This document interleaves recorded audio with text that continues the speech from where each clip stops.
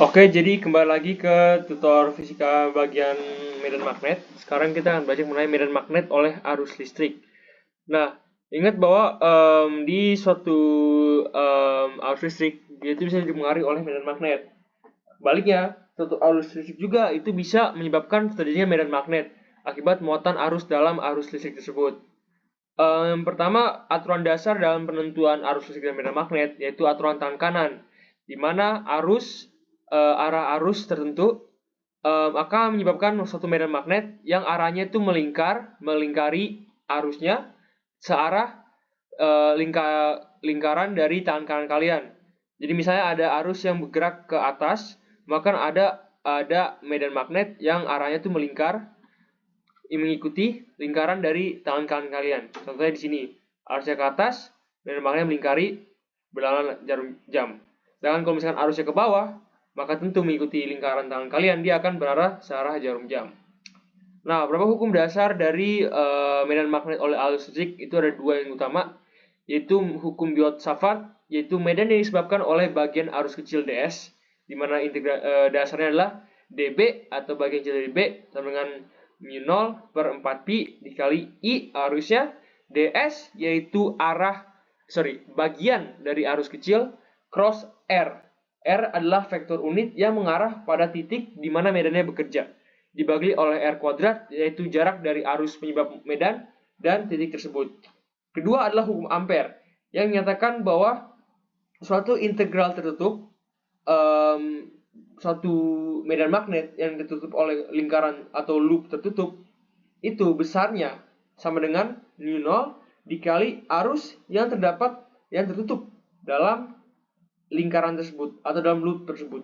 Contohnya kita punya suatu arus di sini yang mengarah keluar medan, kita ambil suatu ampere loop yang mengitari arus ini.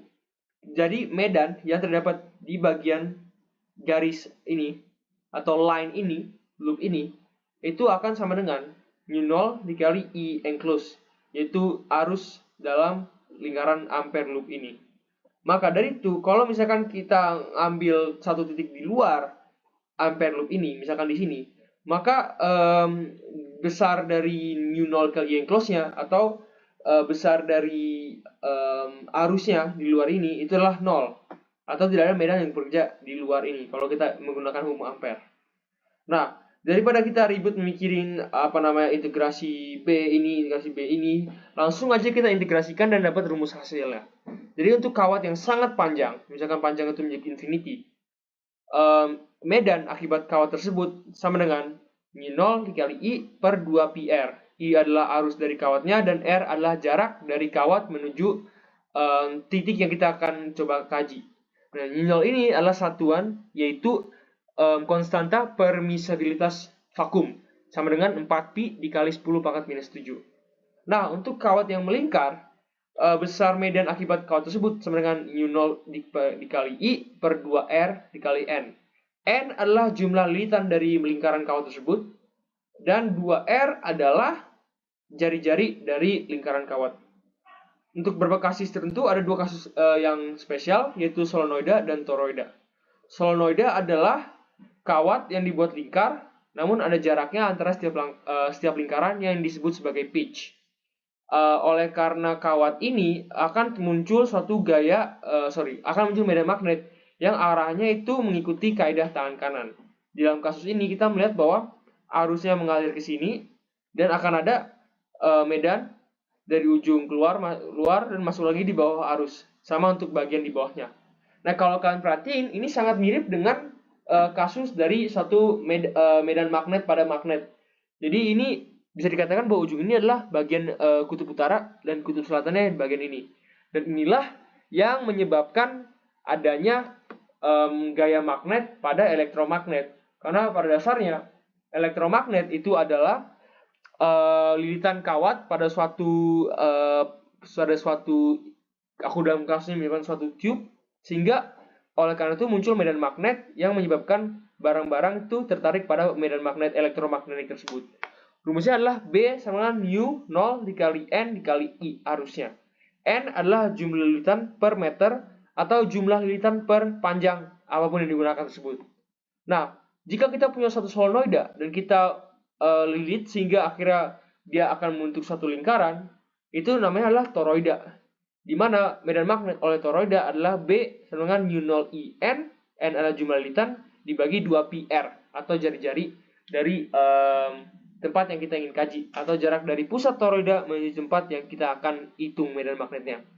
Nah, kita harus ingat bahwa untuk toroida, medan itu akan hanya terdapat jika kita tinjau suatu tempat yang berada dalam lilitan kawatan tersebut. Kalau kita tinjau di dalam atau di luar lilitan kawat, maka dia akan ada medan magnet. Nah, melanjutkan lagi pembahasan kita mengenai kawat yang melingkar. Untuk arah pada suatu arah medan magnet pada suatu kawat melingkar, itu kita juga mengikuti tangan kanan. Cuman kali ini kebalik. Yang menjadi jempol kita adalah arah dari medan B, sedangkan yang jadi jari-jari kita adalah arah dari arusnya. Jadi kalau kita punya, misalkan kasus ini kita punya suatu arus I yang bergeraknya melawan jarum jam, kita melihat bahwa dengan tangan kanan dia akan menuju ke arah kanan, arah medan magnet B ini.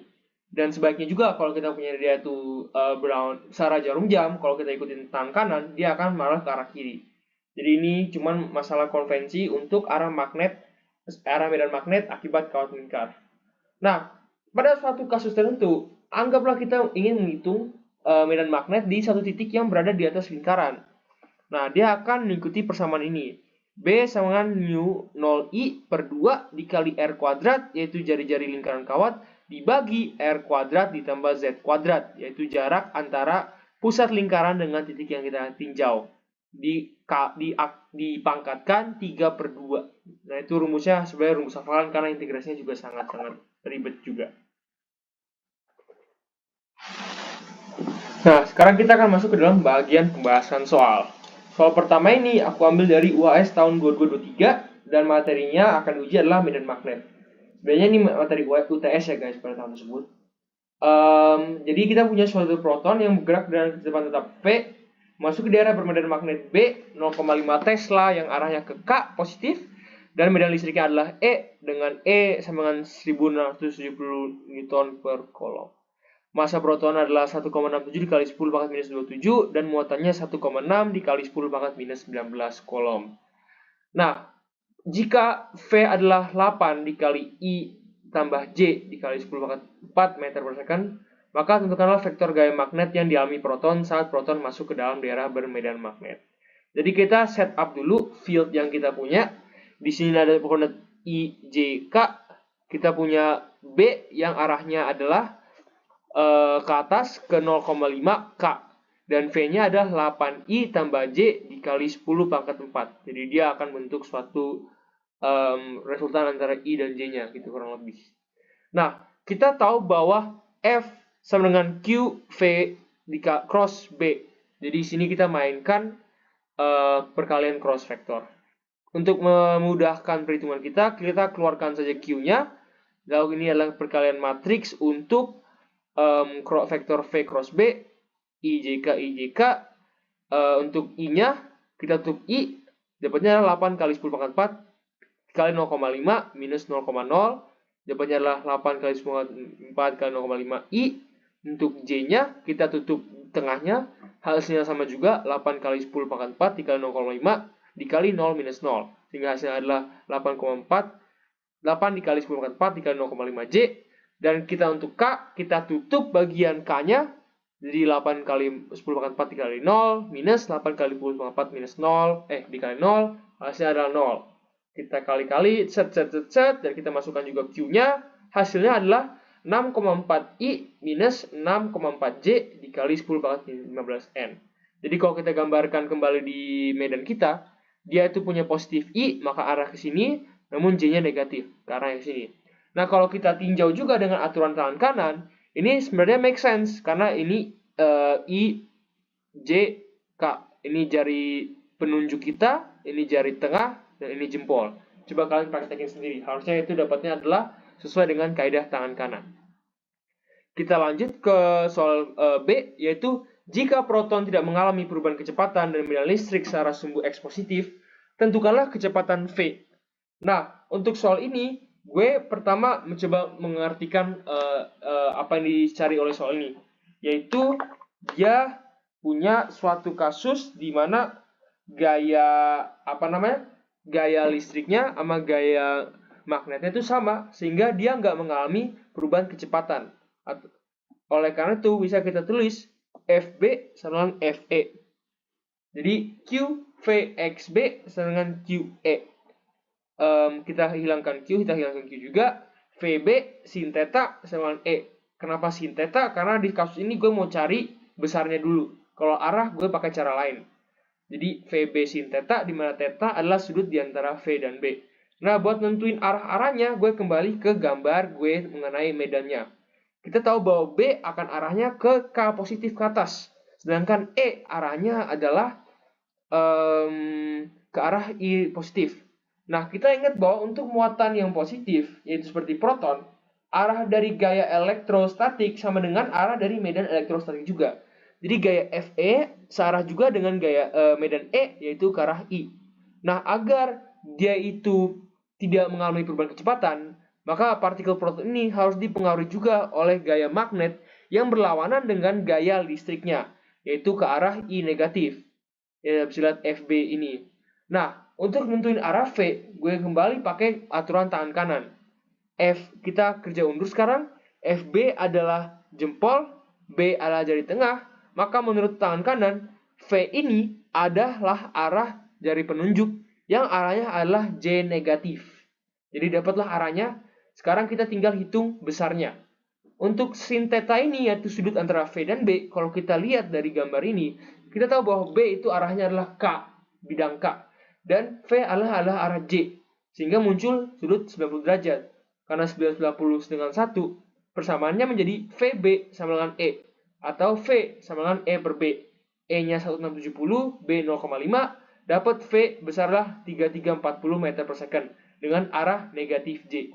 Inilah V yang harus dimiliki beserta arahnya agar muatan ini tidak mengalami perubahan kecepatan.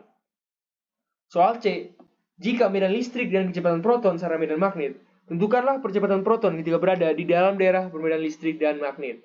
Nah, kita lihat bahwa medan listrik, kecepatan proton, dan medan magnet itu searah. Oke. Nah, kita tahu bahwa medan magnet F sama dengan F. F sama dengan M kali A percepatan, sedangkan F yaitu gabungan dari gaya listrik yaitu QE dan gaya magnet yaitu QV cross B. Nah, karena medan magnet dan kecepatan memiliki arah yang sama, maka sudutnya sama dengan 0. Sehingga kalau kalian ingat dalam perkalian cross, jika dua vektor punya arah yang sama, maka hasil cross dari kedua vektor tersebut adalah 0.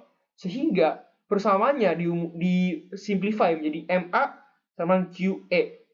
Kita ubah rumusnya, A sama dengan QE per M. Dan ingat bahwa dalam soal ini yang punya vektor hanya E, yaitu ke arah K. Sehingga arah dari percepatan juga ke arah K. QE per M sama dengan 1,6 kali 10 minus 19 dikali 1670 dibagi 1,67 kali 10 minus 27. Dapatnya percepatan dari partikel ini adalah 1,6 dikali 10 pangkat 11 meter per second kuadrat ke arah K positif. Lanjut ke soal berikutnya, yaitu soal mengenai medan magnet oleh arus berawat. Tinjau sistem yang terdiri dari 3 kawat berarus listrik, yaitu satu kawat lurus sangat panjang dan 2 buah kawat lingkar seperti yang pada gambar. Ketiga kawat saling terisolasi dan tidak ada gesekan antar kawat. R sama dengan dalam RCM. Diketahui permeabilitas vakum adalah 4pi dikali 10 pangkat minus 7 Tesla meter per ampere. Nah, kenapa kita punya R yang dalam kurung ini? Karena soal ini ya gue ambil adalah soal yang untuk UTS. Sehingga untuk kelas yang beda, nilai R ini berubah-ubah.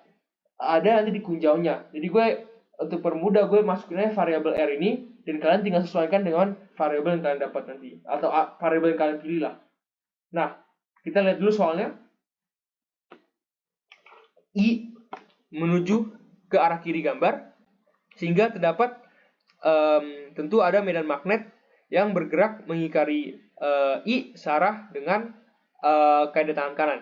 Sehingga kalau kita lihat saat dia di titik P, arah dari medan magnet tersebut adalah ke dalam bidang. Kalau kita lihat untuk I2 dan I3 mengikuti kaidah tangan kanan untuk suatu kawat melingkar. Kita ikuti lagi. Sekarang lingkaran tangan kita adalah I dan jempol kita adalah arah B. Yaitu kalau kita coba arahnya di P adalah ke arah kanan. Hal ini juga berlaku untuk I3 karena arah arus dari kedua kawat adalah sama. Pertama, titiknya medan magnet di titik P oleh arus I1 dengan IA adalah berapa mikrotesla. Kita langsung saja masukkan ke dalam persamaan. B sama dengan U0I per 2πr. Kita masukkan I, kita masukkan R juga. 2πr dapatnya adalah 20 T per R mikrotesla. 2P ini kita kalikan dengan R. Nah, T sama I sama R ini, gue bilang lagi, adalah satu variabel yang kita tentukan sendiri nanti juga. Lanjut ke arah kebanyakan magnet nih. Ke soal B. Agar besar medan magnet di titik P oleh arus I2 sama dengan besar medan magnet oleh arus I1, maka perbandingan I2 I1 adalah, nah kalau kita lihat dulu, I2 arahnya melingkar di sini, namun area medan magnet ke arah sini kan, dan I1 juga Jadi pertama kita tentuin dulu rumus I2-nya apa. I2 adalah kawat melingkar dan P ini terletak di atas kawat tersebut.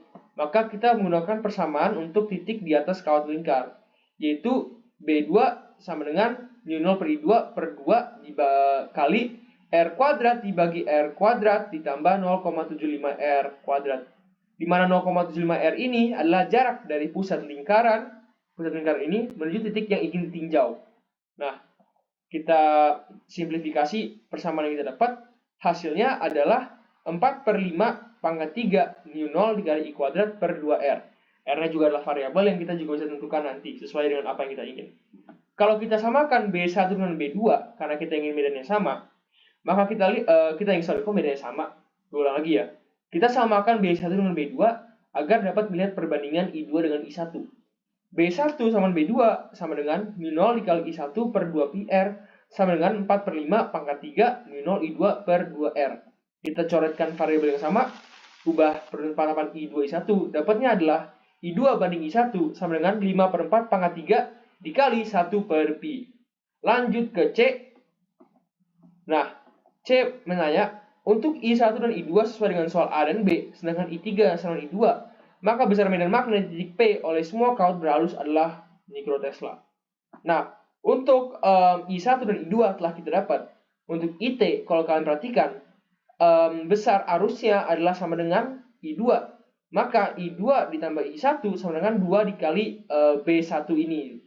Atau arus oleh B2 dan B3 sama dengan 2 kali arus yang disebabkan oleh arus I2 yang kita bisa lihat di persamaan ini. Maaf agak belibet.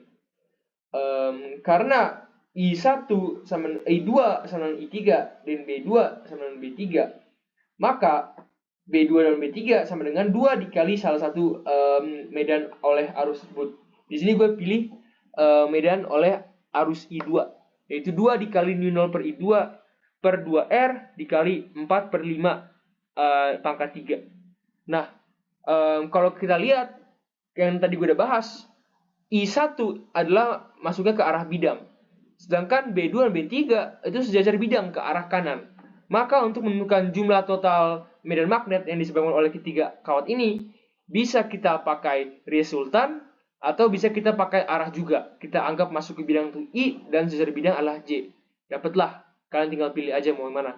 Kalau kalian mau pakai resultan, ya kalian kuadrat ini tambah kuadrat ini, terus kalian akarin. Atau kalau kalian pakai IJ, maka kita bisa tulis U0 I1 per 2πr I ditambah 2 U0 per I2 per 2R 4/5 pangkat 3 J.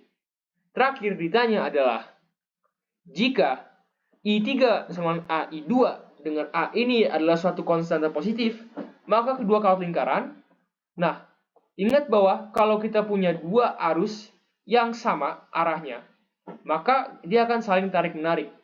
Karena I2 sama dengan AI3 itu positif kan? Karena dia dua-duanya itu positif dan searah, maka kedua kawat ini akan saling tarik-menarik. Cukup dari gue pembahasan tentang soal, semoga dapat membantu dan silakan tanya tutor PSD jika ada pertanyaan lanjutan. Terima kasih.